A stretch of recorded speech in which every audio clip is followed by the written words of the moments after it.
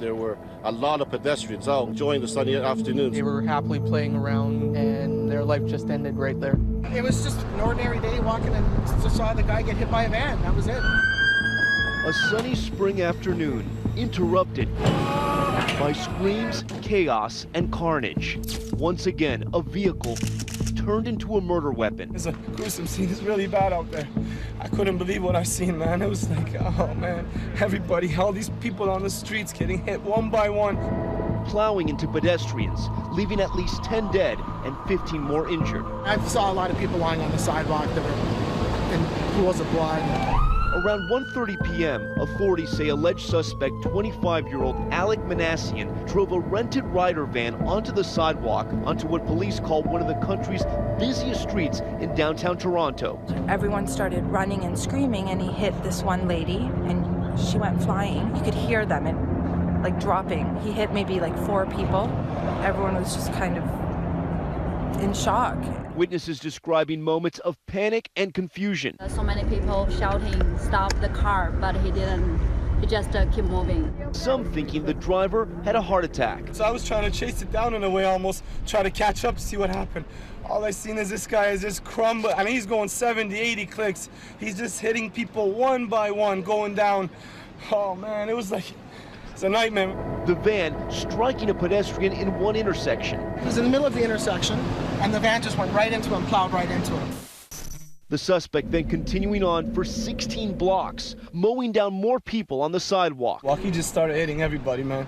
He hit every single person on the sidewalk. Anybody in his way he would hit. I seen a stroller. I didn't see the baby. I saw a stroller split in half. The most gruesome scene I seen was a young empress, a woman's leg. Her leg was on once. Oh, man. It was really bad. The bus stop shattered, shoes scattered across the street. This is one of the largest crime scenes I've ever seen, and the reason why, the path of carnage was more than a mile long. It's all blocked off now with police cars and police tape. The driver jumping from the sidewalk to the street, killing who was ever in his path. Nick Sanka and his friends were meeting at a nearby Starbucks to celebrate the end of their college exams. You hear people screaming, so you run outside and you see people dying in the street?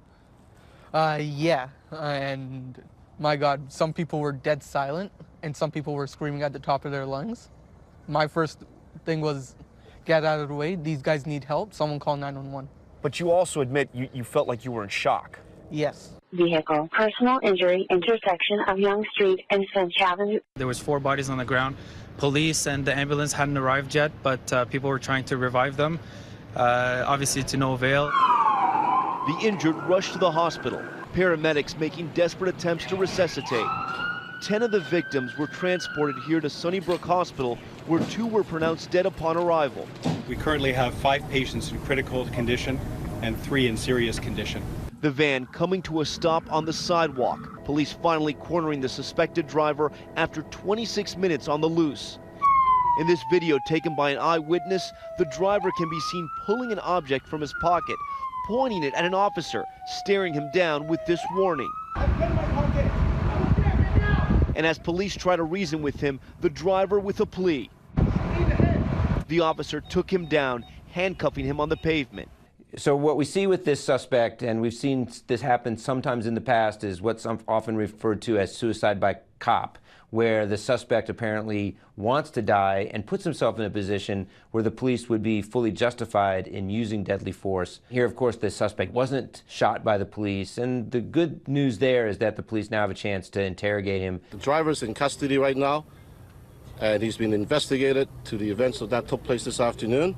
Since 2014, we've now seen more than 10 attacks using trucks and cars. So this is a type of tactic that we're seeing more and more often, and it's very difficult for police to stop these. Today's incident just the latest in a string of vehicle attacks. Last Halloween in New York City, a man driving a rented pickup truck plowed through a crowded bike path, taking 8 lives and injuring a dozen more, leaving nearly a mile of wreckage in his wake. Among the frightened witnesses, children. I heard the gunshots, and it really freaked me out. I was crying and really scared. I was kind of like this, like on the ground. The suspect, 30-year-old Seyfulo Saipov, was confronted by police and taken into custody. That incident, reportedly done in the name of ISIS, was the deadliest terror attack on New York soil since September 11th. In January, lawyers for Saipov, who faces 22 murder and terror-related charges, offered to enter a guilty plea for a life sentence without parole in exchange for prosecutors taking the death penalty off the table.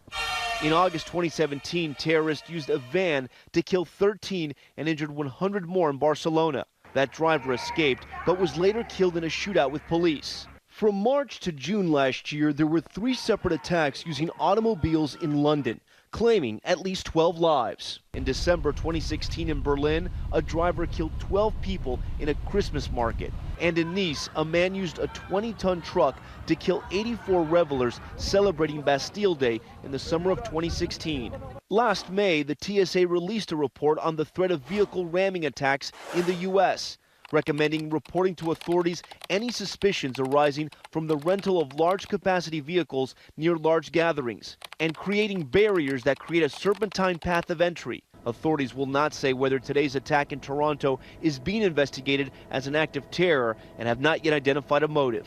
This is going to be a long investigation with multiple witnesses, with a lot of surveillance cameras. This is a tragic, tragic situation, and our first thoughts are with the victims and their families.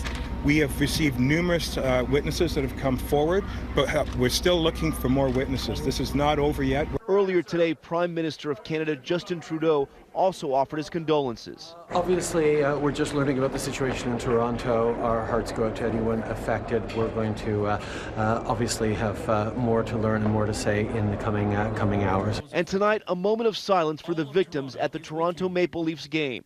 At this time, we ask that you please join the Boston Bruins and the Toronto Maple Leafs in a moment of silence, as the city mourns the lives lost and tries to come to grips with this senseless tragedy. For Nightline, I'm Tom Yamas in Toronto. Hi everyone, George Stephanopoulos here. Thanks for checking out the ABC News YouTube channel. If you'd like to get more videos, show highlights, and watch live event coverage, click on the right over here to subscribe to our channel, and don't forget to download the ABC News app for breaking news alerts. Thanks for watching.